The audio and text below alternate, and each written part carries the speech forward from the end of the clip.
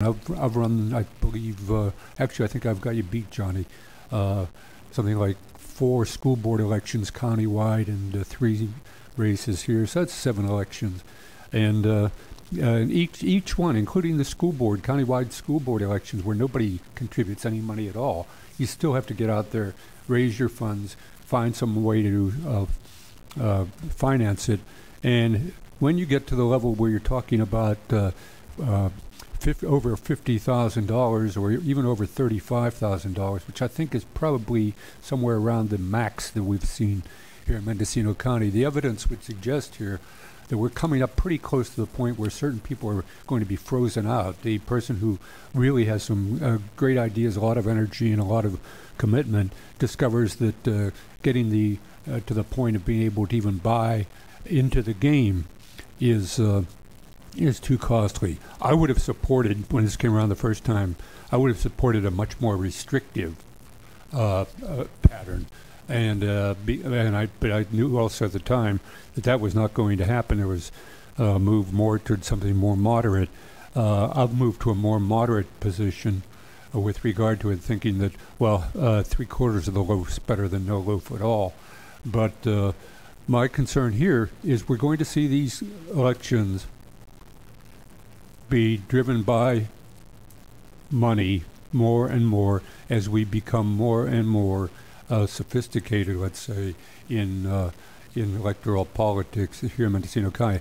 With regard to the sheriff's race, with regard to some of the other races that get so little attention, I think we have rather different, in some instances, rather different concerns. But I'm looking at this from a perspective of having raised funds for at least 7 campaigns, and finding it to be the most onerous and difficult cases. I had a candidate or a constituent ask me my position on a particular issue, and I was rather ambivalent about it, and at the end of which he said, okay, he said, now I'll donate to your campaign and it was $100.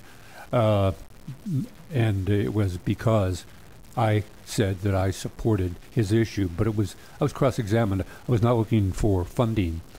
I was put in a position of having to give a position and then say, well, thank you very much. I guess that tells you what my price is for a single or 2 votes.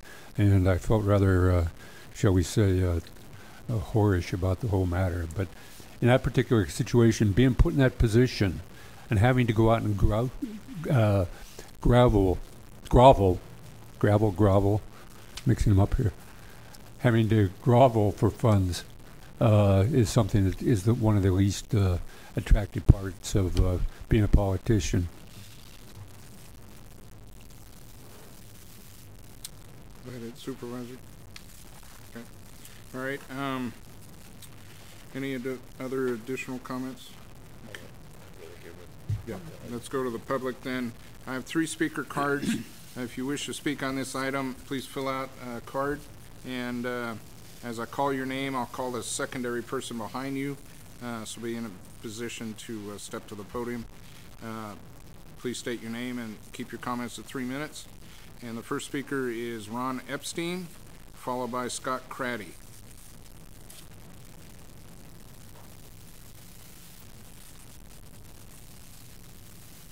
Good afternoon. My name's Ron Epstein. I'd like to urge all of you to vote for this measure. I'd also like to thank David Colfax for putting this item on the agenda. As you've heard, Supervisors Wattenberger and Smith, and also County Council Janine Nadell, and various members of the public worked very, very hard to put this measure together in a very practical way. It's already come before the board, and so there's really not any need for any further discussion. Everybody knows what's involved and everybody has their opinion. So I hope you'll pass it quickly according to the ordinance, if I'm clear about it. In six months, you'll have an opportunity to fine-tune it, and thereafter, once every year. Practically every city in California, regardless of their political bent, has some sort of legislation like this, and so there must be a reason for that. This is not a panacea. It's not going to solve all our problems. We're still going to have citizens be alert to what's going on. We're still going to have good candidates run for public office. We're still going to have an alert media. But this is an essential part of preserving the wonderful grassroots democracy that we still have here in Mendocino County, that's really on the verge of being threatened, even though Supervisor Pinchas doesn't seem to be aware of that. So I urge you strongly to pass this with no further discussion. Thank you. Thank you, Mr. Epstein. Scott Craddy, followed by Ms. Shepherd, Janie Shepherd. Good afternoon. I basically want to second what Mr. Epstein just said. This is about allowing for voluntary limits. It's allowing for people to have a comfort level in entering a race that even if someone outspends them, they'll have something they can point to that says that I'm abiding by limits that were agreed to as reasonable. So it gives a comfort level for democracy and for people to be able to participate in the process here. I think you can see anywhere you look around us that no limits don't work. No limits don't work with a lot of things, and certainly no limits don't work well in politics and in fundraising. I think, as Mr. Epstein said, this won't be a panacea. You will certainly be able to find examples of ways that people can and will cheat, and you probably could, if that was the criteria for not adopting an ordinance to do the right thing, you could probably rule out any ordinance, because anybody can and will find a way to cheat from just about anything. The question is, does that stop us from trying to do the right things and set what we think are reasonable limits? I think the one place where this has happened closely and reasonably recently locally was in the city of Ukiah, which adopted something very similar to this. And all indications are, it certainly wasn't the only thing and it's not conclusive, but it seemed to be fairly popular. The candidates that selected limits all won. The ones that didn't all lost. So it seems to be something that the public is at least accepting of and perhaps interested in.